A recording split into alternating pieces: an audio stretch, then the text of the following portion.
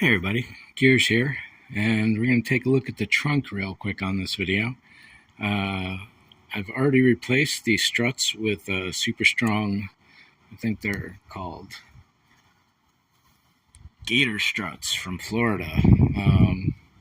Once I put the droid slot on here, it's going to get a lot heavier, so I want to deal with that first. The old struts did not even lift this very well. So I've taken all the plastic out at this point up to this back area here, and it's going to be too bright to see this because that is too dark. Now that's a little better, huh? So I'm going to be pulling out, there's a DVD navigation system in here. I'm going to be pulling that out and putting it in storage, and the screen is up on the center panel here, which means I can't, there's so little storage in this car that even those few cubic inches are really important. Down in this area, I'm going to install a couple extra motorcycle batteries to help power any of the additional LEDs or sounds and stuff that I want to do. The other area will probably be for some generic storage. Down here, you can see a few tools hanging around, and that's because I put magnets all over the place. This is a magnetic paper towel holder that can go anywhere. It happens to be there, and all that paper towel that I just rolled up is because of any wind or even the air conditioner going on will blow the paper towels all over the place. So nothing in here is permanently fixed yet, but once this area here will hold 2 scrubber droids. Those are about 12 pounds each, so they're nice and easy to pull out. But my 90-pound Mousezilla would not fit in here, and really is not a lot of space going on.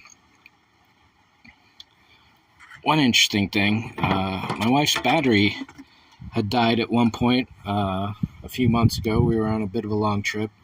AAA shows up, and the guy pulls out this thing. I'm like, what the heck is that?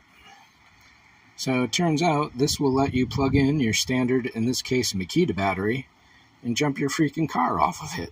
Holy cow, is that not freaking awesome? So I got one for me and one for my wife. I got them off of Amazon. I'm not happy that they were the only source because I think it's a real terrible corporation. But you got to deal with the devil sometimes, if not many times, unfortunately. So yeah, this is like $29 total. So you get yourself, in this case, you can't use less than a 4 amp hour battery just because of the way the peak current goes on 4 amps compared to 2 or 3. You need at least a 4.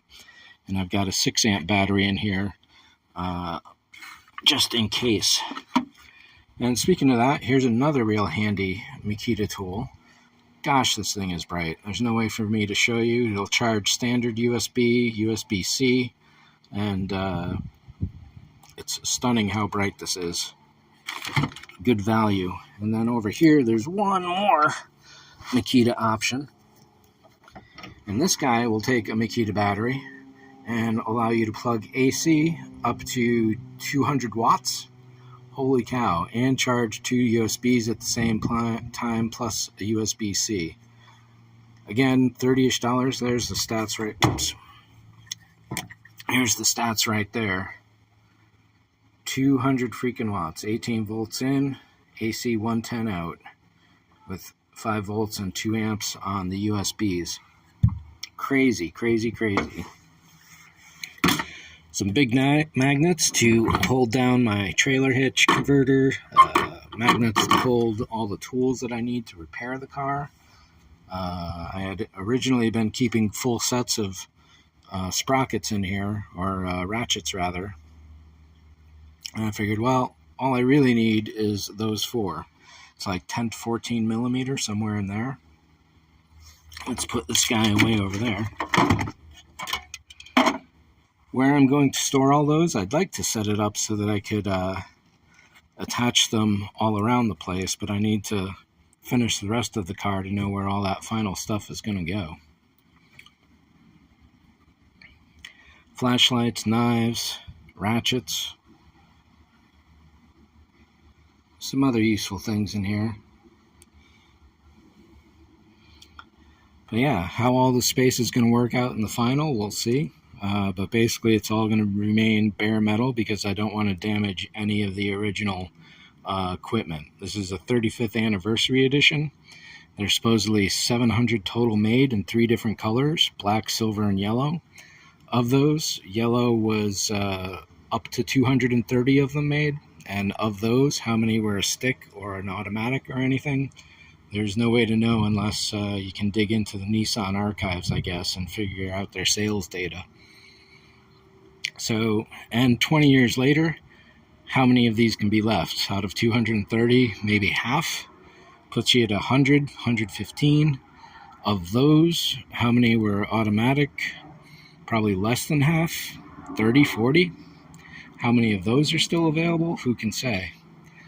So I'm glad to have gotten this. The circumstances weren't great. If you ever have the chance to shop at Zaz Motors in Mission Gorge, San Diego, go somewhere else because they were not good to me. The car was in a situation where one of the control arms on the front wheel was cracked, and had that broken off at 80 miles an hour between here and between Los Angeles and San Diego, the drive home, technically I could have been killed, and they knew the damage was there. So that is, avoid them. The problem with them is they only deal with unique cars, essentially. They don't mess with normal cars. All of theirs are, you know, weirdo Corvettes and all these other specialty cars you aren't going to find anywhere else.